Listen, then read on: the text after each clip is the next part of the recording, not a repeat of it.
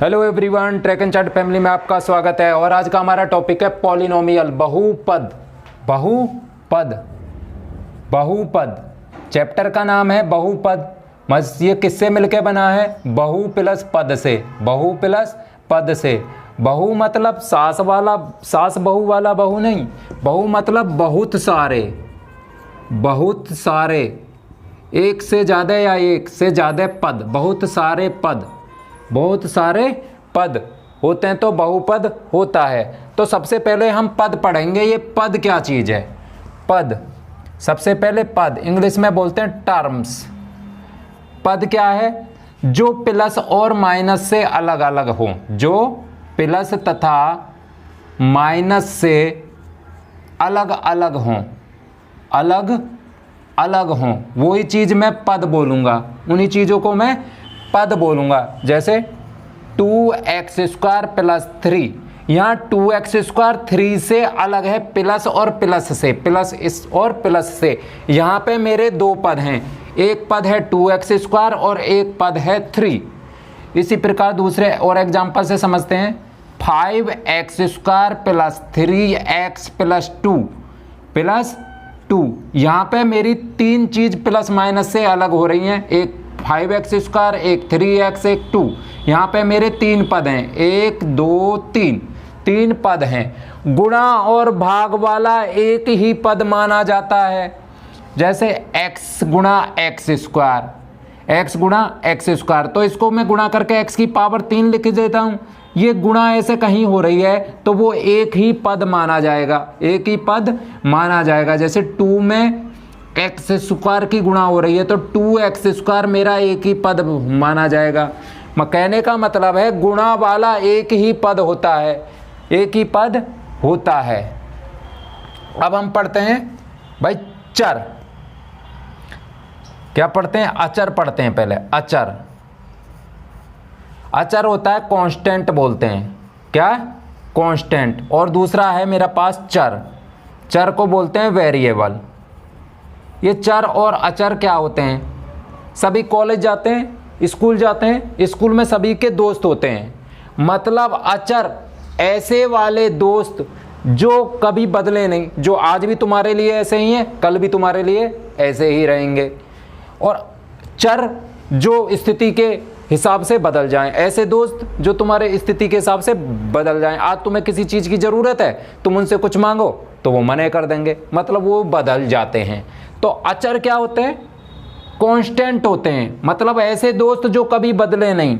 तो या ऐसी संख्याएं जो कभी बदले नहीं, जैसे 3 5 7, कोई भी वास्तविक संख्या। भाई 3 दिल्ली में भी 3 होता है, बुलंदशहर में भी 3 है, इंडिया में भी 3 है, चाइना में भी 3 है, पाकिस्तान में भी 3 है। तो कोई भी संख्या का मान हर जगह सेम रहता है। तो इन संख्याओं को ही मैं क्या बोलूँगा? अचर बोलूँगा। क्या बोलूँगा? अचर। अब ये क्या? चर, चर जो बदले, जिनका मान बदले, जिनका मान बदले, या ऐसे दोस्त जो समय के हिसाब से बदल जाएं, वो ही तुम्हारे चर होते हैं। चर को मैं मैथमेटिक्स में कैसे बोलता हूं? किससे डिनोट करूंगा? x से, y से, z से, t से, u से, v से। देखा होगा जब हम सवाल करते हैं x का मान कभी कुछ आ जाता है, कभी कुछ आ जाता है, कभी कुछ आ जाता है। वो डिपेंड होता है सवाल कैसा है। यहाँ से मैं x का मान निकालूं तो कुछ और आएगा, इससे मैं x का मान निकालूं तो कुछ और आएगा। तो ऐसी राशि जो जिनका मान बदलता रहता है कंडीशन के हिसाब से, उनको बोलते हैं चर। क्या बोलते हैं? चर। अब एक चर और एक अचर का कॉम्बिनेशन, अगर एक चर लूं मैं, कहने का मतलब अचर इनटू चर, चर की कुछ पावर लिख दूं मैं, चर की कुछ घात लिख दूं, तो ये सब मेरा क्या बन जाता है? पद बन जाता है। क्या बन जाता है? मेरा पद बन जाएगा। जैसे अचर क्या होता है? कोई भी मान, जैसे 3 ले लिया। चर क्या है? x ले लिया, उसकी कोई भी घात ले लो, 2 ले ली, तो ये क्या बन गया? 3x²। ये एक पद बन गया, एक पद बन गया। ऐसे ही अचर ले लो -5 और चर ले लो x और उसकी पावर ले लो 1/2, तो ये बन गया -5x की पावर 1/2। ये भी एक पद बन गया, एक पद बन गया। अब है व्यंजक। क्या है? व्यंजक। अब व्यंजक क्या होता है? अगर मैं चर और अचर के कॉम्बिनेशन को, चर एक चर लूं एक अचर लूं, उसके कॉम्बिनेशन को प्लस माइनस गुणा या भाग से जोड़ दूं, प्लस माइनस गुणा या भाग से जोड़ दूं, तो ऐसा एक्सप्रेशन, ऐसा व्यंजक ही मेरा बीजीय व्यंजक होगा। जैसे देखो 2 गुणा x की पावर 2, अचर गुणा चर, उसकी कुछ पावर, एक कॉम्बिनेशन। अगर इसे मैं जोड़ देता हूं 2x से और उसमें से घटा देता हूं 5, क्या घटा देता हूं 5, तो ऐसा एक्सप्रेशन व्यंजक होता है। क्या होता है? व्यंजक। मतलब चर गुणा अचर की कुछ घातों को मैं क्या करूं? प्लस माइनस और गुणा भाग से जोड़ूं। मतलब क्या है? मतलब है पदों को प्लस माइनस गुणा तथा भाग से जोड़ना मतलब आपस में मिलाना। जैसे 3x की power 5/2 plus 2x square minus 3, ये क्या हो गया? एक मेरा, यहाँ पे मेरा एक पद है, ये भी मेरा एक पद है, ये भी मेरा एक पद है। इन पदों को मैंने प्लस और माइनस से आपस में इकट्ठा कर दिया है, मतलब कंबाइंड कर दिया है, जोड़ दिया है। तो इस चीज को मैं बोलूंगा व्यंजक। क्या बोलूंगा? व्यंजक। क्या बोलूंगा? व्यंजक बोलूंगा। इस चीज को मैं बोलूंगा व्यंजक। तो व्यंजक में सदा पद प्लस माइनस गुणा और भाग से जुड़े रहते हैं। अब बात आती है बहुपद की, जो हमारा चैप्टर का नाम है बहुपद। अब ये बहुपद क्या है? बहुपद एक व्यंजक ही होता है, पर उस व्यंजक बहुपद होने की कुछ शर्त है। बहुपद होने की कुछ शर्त है। मतलब ऐसा व्यंजक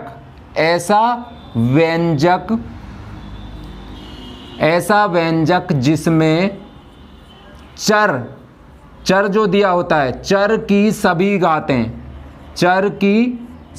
घातें क्या होनी चाहिए? पूर्ण संख्या होनी चाहिए। पूर्ण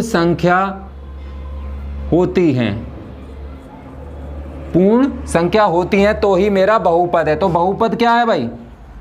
बहुपद का मतलब है चर की घातें क्या होनी चाहिए? पूर्ण संख्या होनी चाहिए। पूर्ण संख्या का मतलब है 0 1 2 3 4 ... इन्फिनिटी तक। मतलब घातों की वैल्यू पॉजिटिव ही होनी चाहिए और इन्हीं में से ली हुई है, तो ही मेरा बहुपद है, नहीं तो मेरा बहुपद नहीं है। एग्जाम्पल से समझते हैं। जैसे 3x² + 2, यहाँ पे चर क्या यूज हुआ है? चर यूज हुआ है x। अब मैं देखूंगा x की सभी घातें। x की घात कितनी है? 2 क्या है? एक पूर्ण संख्या है। हाँ भाई, x की घातें पूर्ण संख्या है, तो ये सारा का सारा क्या है? एक बहुपद है। क्या है? बहुपद है। अब मैं देखता हूं दूसरे एग्जाम्पल से। 3x की पावर 3 + 2x² + 3x + 5 तो इस वाले व्यंजक में देखो, एक चर कितने हैं? यहाँ भी x, यहाँ भी x, यहाँ भी x, चर x का यूज हुआ है। और x की घातें कितनी है? x की घातें यहाँ पे x की घात कितनी है?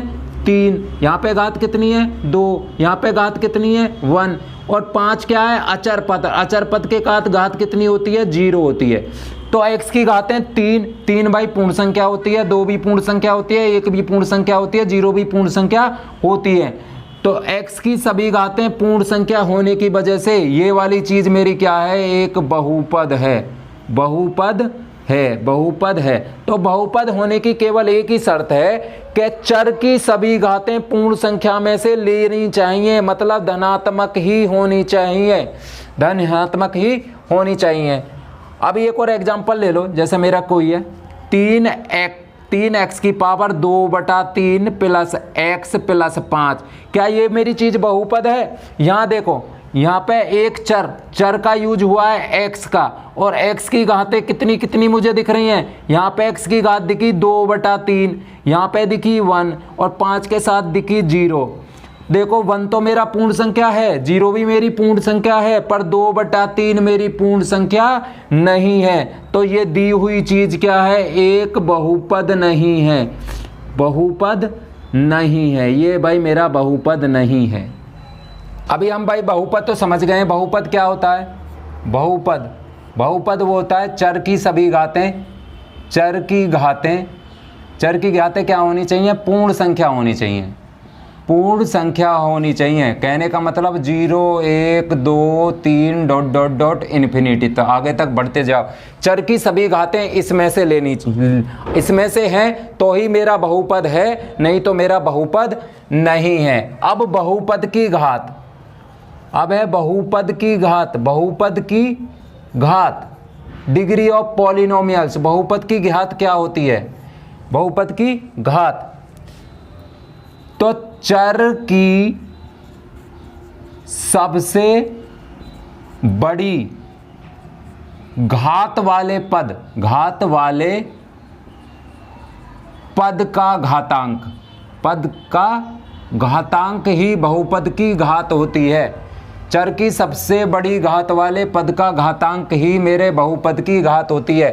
मतलब मेरा पहले मैं देखूंगा मेरे बहुपद में किस पद में x की सबसे बड़ी पावर दे रखी है, किस पद में x की सबसे बड़ी पावर दे रखी है, वो ही मेरा सबसे पूरे बहुपद की घात हो जाएगी, पूरे बहुपद की घात हो जाएगी। एग्जाम्पल से समझने की कोशिश करते हैं। जैसे मेरे पास है 3x की पावर 5 प्लस 4x की पावर 4 प्लस 3x² प्लस 2 यहाँ पे सिर्फ एक ही चर का यूज हुआ है, x यहाँ भी है, यहाँ भी है, यहाँ भी है। चर कितने हैं इसमें? x, एक चर x, और x की घातें कितनी दिख रही हैं मुझे? घातें दिख रही हैं भाई मुझे 5 4 2 और 2 के साथ 0, ये दिख रही हैं। और ये सभी पूर्ण संख्या हैं, ये सभी पूर्ण संख्या हैं। तो ये पूरी की पूरी चीज मेरी क्या है भाई? बहुपद है, बहुपद है। अब मुझे चाहिए इस पूरे बहुपद की घात, इस पूरे बहुपद की कितनी घात होगी? तो भाई इसमें कितने पद हैं? जो पद वो होते हैं जो प्लस माइनस से अलग हों, एक ये चीज, एक ये चीज, एक ये चीज, एक ये चीज, प्लस माइनस से अलग है। तो 1 2 3 4, इसमें 4 पद हैं। तो मैं देखूंगा किस पद में चर की सबसे बड़ी घात है। भाई इस पद में तो 0 है, इस पद में 2 है, इस पद में 4 है, इस पद में 5 है। तो चर की सबसे बड़ी घात क्या है? 5। तो बहुपद, पूरे बहुपद की घात क्या हो जाएगी? बहुपद की घात, बहुपद की घात क्या हो जाएगी भाई? 5 हो जाएगी। क्या हो जाएगी? 5, क्योंकि चर की सबसे बड़ी घात, चर की सबसे बड़ी घात वाले पद ये का घातांक ही मेरी बहुपद की घात होता है। दूसरे एग्जांपल से समझते हैं।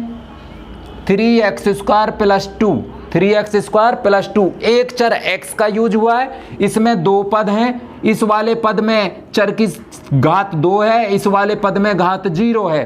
तो चर की सबसे बड़ी घात कहाँ दिख रही है मुझे? 2 दिख रही है। तो पूरे के पूरे बहुपद की घात कितनी हो गई भाई? 2 हो गई। बहुपद की घात कितनी हो गई? 2 हो गई। बहुपद की घात हो गई 2 हो गई। और एग्जांपल से समझते हैं। जैसे x की पावर 3 प्लस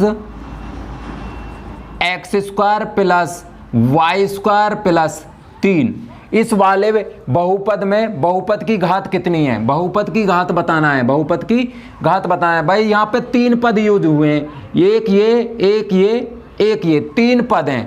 पद कितने दिख रहे हैं?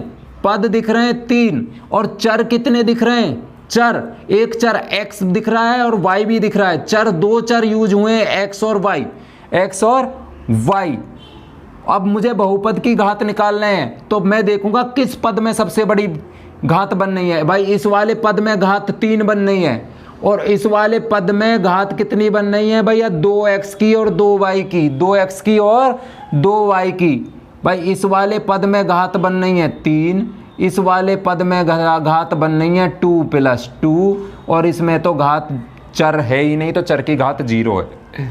तो देखो यहाँ से दिख रहा है मुझे 3, यहाँ से दिख रहा है मुझे 4। क्या दिख रहा है? 4 दिख रहा है। तो भाई बहुपद की घात कितनी हो गई? भाई इसकी, इस वाले पद की सबसे बड़ी घात है, तो बहुपद की घात 4 हो गई। बहुपद की घात कितनी हो गई? 4, जिसमें 2 चर दिए हों। तो चर की, एक पद में चर की घातें आपस में जुड़ने के बाद ही बहुपद की घात बोला जाएगा। अब ये नेक्स्ट है भाई बहुपदों का वर्गीकरण। मेरे बहुपदों को कैसे कैसे मैं बांट सकता हूँ? तो बहुपदों का वर्गीकरण डिवाइडेशन दो तरह से होता है। पदों के आधार पर बहुपद कौन कौन से होते हैं, घातों के आधार पर बहुपद कौन कौन से होते हैं। तो सबसे पहले पदों के आधार पर बहुपद कौन कौन से होते हैं भाई? पदों के आधार पर एक पदीय बहुपद, एक पदीय बहुपद, ऐसा बहुपद जिसमें सिर्फ एक पद हो, ऐसे बहुपद एक पदीय बहुपद होते हैं। जैसे 5x², सिर्फ एक ही पद है, ना कोई प्लस है ना कोई साथ में माइनस है। प्लस माइनस से कुछ और चीज अलग नहीं हो रही है। -2x, इसमें भी एक ही पद है -2x। 6x⁸, इसमें भी एक पद है, इसमें भी एक पद है। जिसमें सिर्फ एक पद दिखे तो ऐसे बहुपद को मैं बोलूंगा एक पदीय बहुपद। अब है भाई द्विपदीय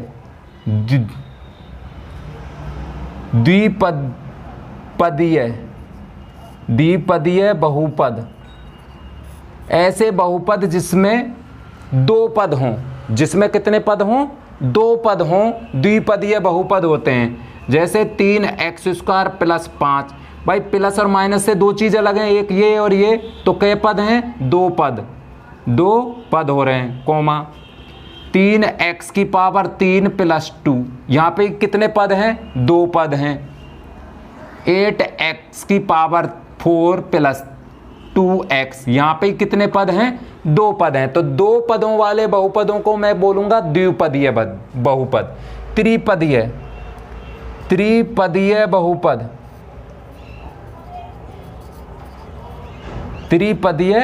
बहुपद, ऐसे बहुपद जिसमें तीन पद हों, त्रिपदीय बहुपद होते हैं। जैसे 3x² + 5x + 6, यहाँ प्लस और माइनस से तीन चीज अलग हैं। 3x², 5x और 6, और इसमें कितने पद हैं? तीन पद, इसलिए इसका नाम त्रिपदीय बहुपद है।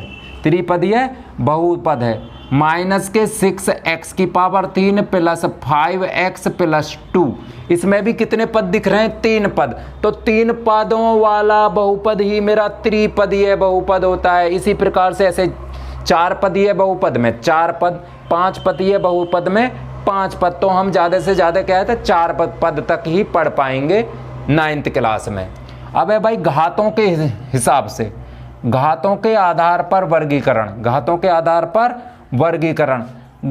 1, घात 1, एक घात वाले बहुपद का नाम होता है रैखिक बहुपद। क्या होता है? रैखिक बहुपद। रैखिक बहुपद मतलब घात 1। रैखिक बहुपद क्या है? घात 1। अगर बहुपद की घात 1 है तो वही मेरा रैखिक बहुपद है। एग्जाम्पल कैसे हो जाएंगे? जैसे 6x + 2, देखो यहाँ पे x की सबसे घात देखनी है मुझे, पूरे बहुपद की घात। यहाँ पे एक चर यूज हुआ है x, और x की सबसे बड़ी, दोनों पदों में x की सबसे बड़ी पावर कौन सी है? यहाँ पे पावर x⁻1 है, यहाँ पे तो 0 है। तो बहुपद की घात कितनी बन गई? बहुपद की घात बन गई 1, और 1 घात वाले बहुपद को ही मैं बोलूंगा रैखिक बहुपद। रैखिक बहुपद जैसे 6x, यहाँ पे भी ये भी एक बहुपद है। एक पद वाला भी बहुपद हो सकता है ना, होता है। एक पद वाला भी बहुपद होता है, और यहाँ पे x की सबसे बड़ी घात क्या है? 1। तो ये भी क्या है भाई?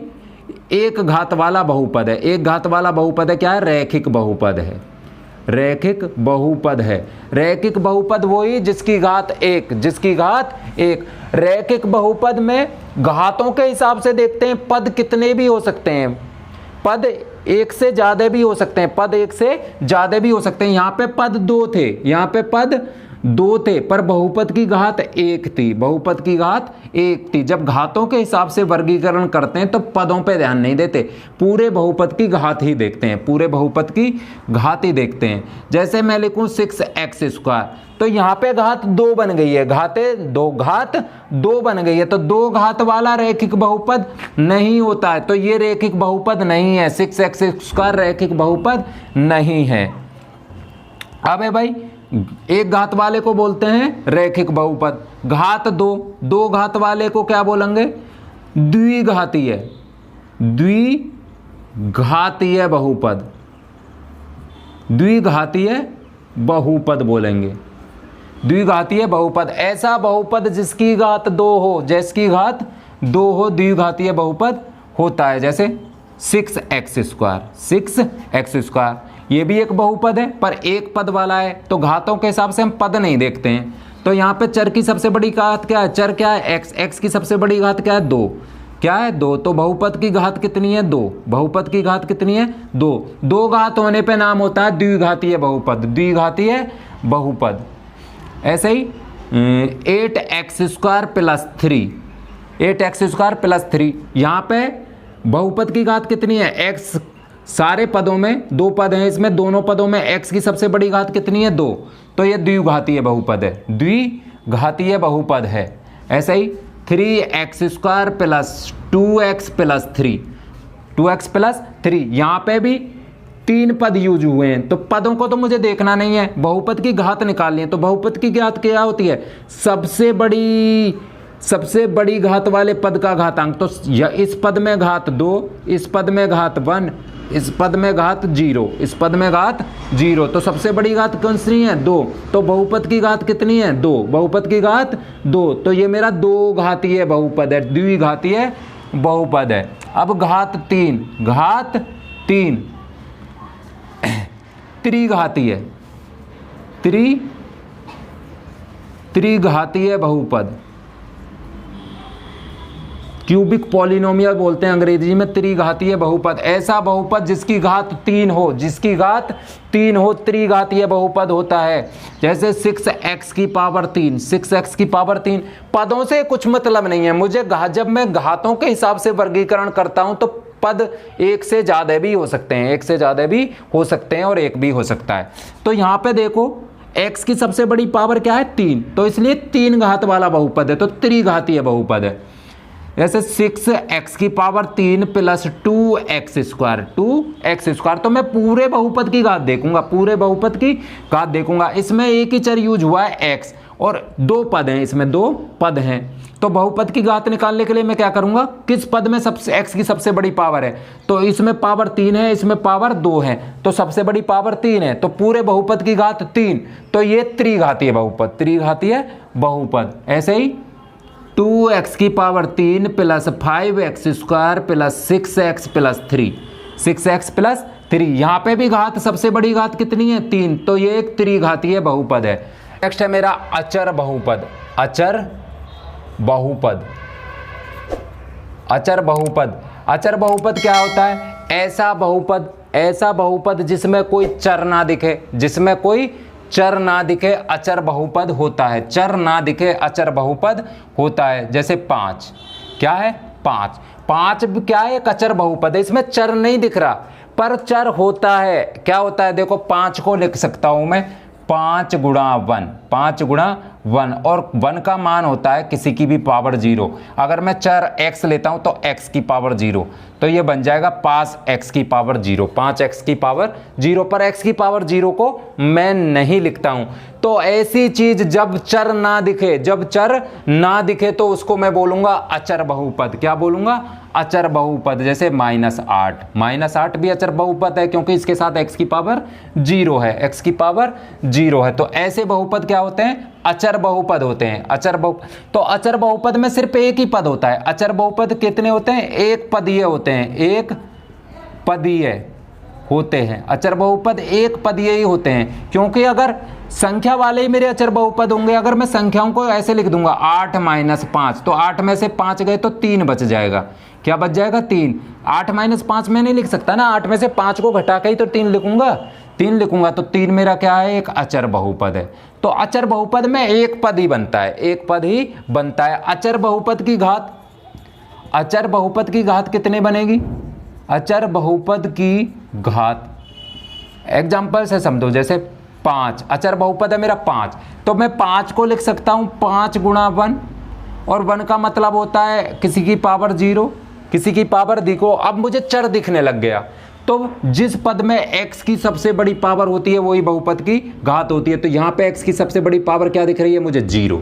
तो अचर बहुपद की घात, अचर बहुपद की घात कितनी होगी भाई? अचर बहुपद की घात 0 होगी जब किसी में x ना दिखे। जब किसी बहुपद में x ना दिखे तो वो मेरा अचर बहुपद, और अचर बहुपद की घात 0 और अचर बहुपद एक पदीय होता है। अब है शून्य बहुपद। क्या है भाई? शून्य बहुपद। बहुपद जिसके, शून्य बहुपद क्या है? जिसके सभी गुणांक, जिसके सभी गुणांक 0 हों वो मेरा क्या है? शून्य बहुपद। 0 भी मेरा एक शून्य बहुपद हो सकता है, या 0x + 0 ये भी मेरा एक शून्य बहुपद हो सकता है, क्योंकि 0 में मैं x की गुणा करूँ वो भी 0, या 0x² + 0x + 0 ये भी मेरा एक 0 बहुपद, शून्य बहुपद हो सकता है। तो देखो शून्य बहुपद में पद तो कुछ भी हो सकते हैं। यहाँ पे पद 0 है, यहाँ पे पद 2 दिख रहे हैं, यहाँ पे पद 3 दिख रहे हैं, पर शून्य बहुपद की मोस्ट इंपोर्टेंट है, शून्य बहुपद की घात कितनी होती है? शून्य बहुपद की घात, शून्य बहुपद की घात ये जानना जरूरी है। शून्य बहुपद की घात तो देखो भाई ये 0 मेरे पास 0 है। अब ये 0 की मुझे नहीं पता, अगर 0 की मैं x की पावर 0 के साथ गुणा करूं तो भी ये 0 ही रहेगा। 0 की मैं x की पावर 1 के साथ गुणा करूं तो भी 0 ही रहेगा। 0 गुणा x² तो भी 0 ही रहे। 0 गुणा x की पावर 3 जब भी 0 ही बैठ रहा है। 0 गुणा x की पावर 4 जब भी 0 ही बैठ रहा है। डॉट डॉट डॉट आगे को चलता जाऊं तो तब भी 0 ही रहेगा, क्योंकि मैं 0 की किसी में भी गुणा करूं तो 0 ही आएगा। अब मुझे घात ढूंढनी है। अगर मैं x की पावर 0 लेता हूं तो यहां से तो मुझे घात 0 दिख रही है। अगर x के साथ इस पद में मैं x के साथ 1 लेता हूं, घात 1 लेता हूं, तो यहाँ पे घात मुझे 1 दिख रही है, यहाँ पे घात मुझे 2 दिख रही है, यहाँ पे x की घात मुझे 3 दिख रही है, यहाँ पे x की घात मुझे 4 दिख रही है। तो कहने का मतलब है मुझे नहीं पता ये 0 जो है, ये वाली 0 कैसे बनी है। जब x की पावर 4 लिए तब 0 बनी थी, या x की पावर 3 लिया था तब 0 बनी थी, या x की पावर 2 लिया था तब 0 बनी थी, या x की पावर 1 लिया था तब 0 बनी थी। तो मैं कुछ डिफाइन नहीं कर पाता, कुछ परिभाषा नहीं दे पाता कि ये 0 कब आया होगा, कब 0 आया होगा। तो शून्य बहुपद की घात क्या हो जाती है भाई? अपरिभाषित हो जाती है। अपरिभाषित हो जाती है। अपरिभाषित क्यों हो जाती है? कि मुझे नहीं पता ये 0 कब आया होगा। 1 लेके, 2 लेके, 3 लेके, 4 लेके, 50 लेके, 100 लेके, 200 लेके कैसे 0 हुआ मुझे नहीं पता। तो मैं इसकी कोई परिभाषा नहीं दे सकता, एक एग्जैक्ट वैल्यू नहीं बता सकता कि शून्य बहुपद की घात क्या होती है, अपरिभाषित होती है। नेक्स्ट है भाई हमारा इंपॉर्टेंट है गुणांक। क्या है? गुणांक। गुणांक क्या होता है? अंग्रेजी में कोफिशिएंट बोलते हैं, FICENT, कोफिशिएंट बोलते हैं अंग्रेजी में। क्या बोलते हैं? कोफिशिएंट बोलते हैं। अगर किसी चर को अचर से गुणा करूं, क्या करूं भाई? अचर गुणा चर, अचर गुणा चर। अगर मैं किसी चर को अचर से गुणा करूं, चर को अचर से गुणा करूं, तो चर के साथ जिसकी गुणा हो रही है, चर के साथ जिसकी गुणा हो रही है, जिस अचर की गुणा हो रही है, जिस अचर की गुणा हो रही है वही मेरा गुणांक होता है, वही मेरा गुणांक होता है। नाम से ही पता है गुणांक, चर के साथ किसकी गुणा हुई है, चर के साथ किसकी गुणा हुई है वही गुणांक, वही गुणांक। एग्जाम्पल से समझते हैं, एग्जाम्पल से समझते हैं। जैसे 3x² + 5x + 2 देखो ये तो अचर, ये तो अचर जिसका जो ना बदले वो अचर। 3 यहाँ भी 3, कलकत्ता में भी 3, ये अचर और ये चर। x क्या है? चर। तो चर में अचर की गुणा करी है, तो इस x² के साथ किसकी गुणा हुई है? 3 की। गुणा से ही गुणांक, तो मैं लिखूंगा x² का गुणांक। x² का गुणांक कितना है भाई? x² का गुणांक है 3। क्या है? 3। और गुणांक सदा प्लस माइनस के साथ ही होते हैं। अगर यहाँ माइनस है तो माइनस गुणांक लिखना है, प्लस है तो प्लस लिखना है, क्योंकि प्लस को हम लिखते नहीं है तो मैंने 3 लिख दिया है। यहाँ चर x है, x के साथ किसकी गुणा हो रही है? x के साथ किस अचर की गुणा हो रही है? 5 की। तो x का गुणांक, x का गुणांक कितना है? x का गुणांक 5 है। क्या है? 5 है। ये तो मेरा अचर पद है ही, 2 अकेला है, एक अचर पद है ही। और दूसरे एग्जाम्पल से समझते हैं, जैसे 6x की power 3 minus 6x square plus 2x plus 3 पहले वाले पद में अचर 6 चर x, तो x की पावर 3 के साथ किसकी गुणा हो रही है? 6, तो x की 3 का गुणांक, x की पावर 3 का गुणांक कितना है? x की 3 के साथ किसकी गुणा हो रही है? 6 की, तो x की 3 का गुणांक 6। यहाँ पे x स्क्वायर दिख रहा है, तो x स्क्वायर का गुणांक x स्क्वायर के साथ किसकी गुणा हो रही है? -6 की, तो यहाँ पे गुणांक -6। यहाँ अगले पद में x है, तो x का गुणांक कितना हुआ? x के साथ किसकी गुणा हो रही है? 2 की, जिस भी चर के साथ जिस अचर की गुणा हो वो ही अचर मेरा क्या है? गुणांक होता है। क्या होता है? गुणांक होता है। और गुणांक प्लस माइनस के साथ लिखे जाते हैं। बहुपद का मानक रूप, स्टैंडर्ड फॉर्म, मतलब चर की घातों को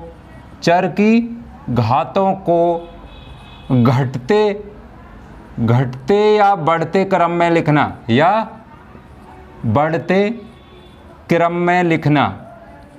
लिखना ही बहुपद का मानक रूप होता है। जैसे मेरे पास कोई बहुपद दे रखा है 3x स्क्वायर प्लस 6x की पावर 3 प्लस 5 ऐसे देख रखा है, तो यहाँ पे देखो एक चर यूज हुआ है x का, और x की सभी घातें पूर्ण संख्या हैं, तो ये मेरा क्या है? एक बहुपद है। तो बहुपद का स्टैंडर्ड फॉर्म में लिखना है। इस बहुपद को मुझे स्टैंडर्ड फॉर्म में लिखना है, मतलब मानक रूप में लिख रहा है। तो x की सभी घातों को या तो मैं घटते क्रम में लिखूंगा या बढ़ते क्रम में लिखूंगा। सबसे पहले मैं अगर घटते क्रम में लिखता हूँ, तो सबसे पहले घटते क्रम में सबसे बड़ी पावर वाला पद ये है 6x की पावर 3, तो 6x की पावर 3 को मैं पहले लिखूंगा, 3 के बाद 2 वाला प्लस 3x स्क्वायर, 2 के बाद 1 वाला, तो इसमें कुछ दिख नहीं रहा, फिर 5 दिख रहा है, तो 5। तो ये हो गया घटते क्रम में, ये हो गया बहुपद का स्टैंडर्ड फॉर्म, मानक रूप घटते क्रम में। अगर मैं घातों को बढ़ते क्रम में लिखना चाहूँ, बढ़ते क्रम में, तो सबसे पहले मैं 5 लिखूंगा, जहाँ पे x की पावर 0 है, प्लस 1 वाला तो कोई है नहीं, फिर 2 वाला 3x स्क्वायर, 2 के बाद फिर 3 वाला 6x की पावर 3। इस बार मैंने बहुपद को लिख दिया है किसमें? घातों के बढ़ते क्रम में। तो ये क्या होते हैं भाई? इनके मानक रूप होते हैं। मानक रूप बहुपद का मानक रूप होता है। अब है जर्नल फॉर्म, व्यापक रूप, बहुपद का व्यापक रूप, general form of a polynomial नोमियल। General form क्या होती है भाई? जनरल फॉर्म होती है। व्यापक रूप क्या होते हैं?